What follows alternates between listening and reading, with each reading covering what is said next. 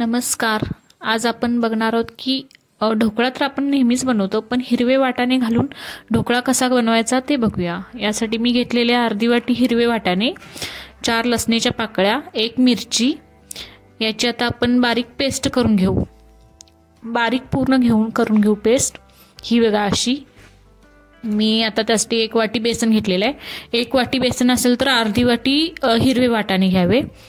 ही paste आता ह्याच्यामध्ये घालू आणि थोडं पाणी घालून ते जरासं मिक्स करून घेऊ. याच्यामध्ये आपण अर्धा लिंबू घालू.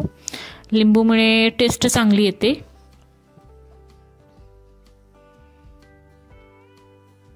थोडंसं मीठ घालू याच्यात आणि चांगलं मिक्स करून घेऊ. याच्यामध्ये थोडं जसं लागेल तसंच पाणी, जास्त पण पातळ करायचं नाहीये, नाहीतर ते ढोकळा होणार नाही व्यवस्थित. त्यामुळे थोडं पाणी लागेल तसंच घालायचं. जास्त पातळ पण नाही आणि जास्त घट्ट पण नाही, थोडं म्हणजे मध्यम प्रमाणात असं करून घ्यायचं. आणि त्याला चांगलं फेटायचं ते, जेणेकरून त्याच्यामध्ये गुठळी राहणार नाही. हे बघा मी असं फेटलेलं आहे.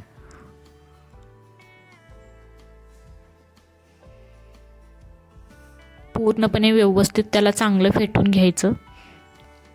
आता आपण एक भांड्याला तोपर्यंत तेल लावून घेऊ. तेल लावल्यामुळे खाली ते चिकटणार नाही ढोकळा. असं करून घेऊ. हे बघा आता आपण याच्यामध्ये इनो वापरायचा आहे, पण तो इनो कधी, जेव्हा आपण भांड्यामध्ये ते बॅटर होतणार आहोत तेव्हा लास्टला हा इनो वापरायचा आहे. आणि इनो घालून ते आपण हलवणार आहे. इनोमुळे काय होतं की त्याला जो स्पंजीपणा असतो तो या इनोमुळे निर्माण होतो. हे बघा. आणि याला चांगलं आपण मिक्स करून घेऊ. चांगलं मिक्स झालेलं आहे हे बघा. अशा पद्धतीने आपण आता ते तेल लावलेल्या भांड्यामध्ये ओतून घेऊ. आणि हे एक 15 मिनिटं आपण वाफवून घेऊ. तुम्ही कुकरमध्ये वाफवून घेऊ शकता किंवा कढईमध्ये सुद्धा वाफवून घेऊ शकता. मी कढई ठेवलेली आहे गरम करत आणि थोडं पाणी घातलेले आहे. आणि आता ह्याच्यामध्ये भांडं ठेवते आणि झाकून ठेवते एक 15 मिनिटं. 15 मिनिटांनंतर तुम्ही उघडून बघा. सारखं पण उघडून बघायचं नाही. हे बघा मी झाकलेलं आहे 15 मिनिटासाठी, त्यामुळे आत वाफेनं ते शिजून. हे बघा आता 15 मिनिटं झालेले आहेत. मी आता उघडून बघते आणि चाकूनं चेक करते. जर चिकटलं नाही आहे बघा, व्यवस्थित झालेलं आहे. चाकूला अजिबात जरासुद्धा चिकटलेला नाही आहे. आणि थंड झाल्यानंतर आता मी पलटून घेते.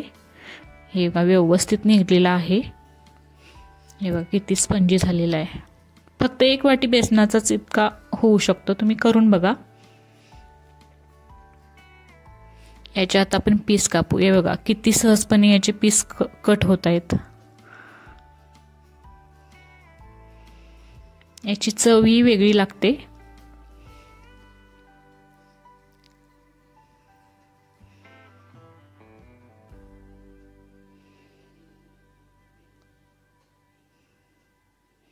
याचे पीस कट करून झाले. त्याला आपण आता वरून तडका देऊ.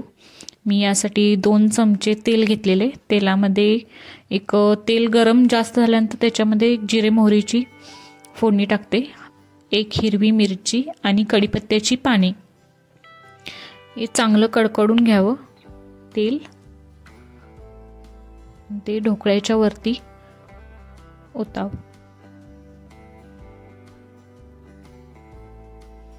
याच्यावर मी वरून घालते.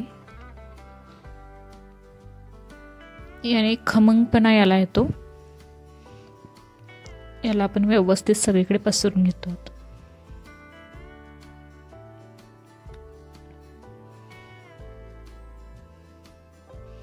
थोडीशी वरून कोथिंबीर घालूया, म्हणजे त्याला चव आणखी छान येईल आणि दिसायलाही खूप छान सुंदर दिसेल.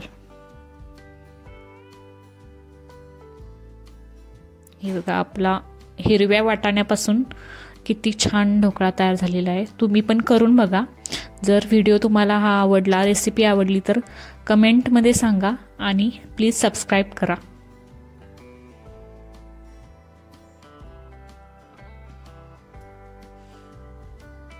हे बघा किती स्पंजी झालेला आहे.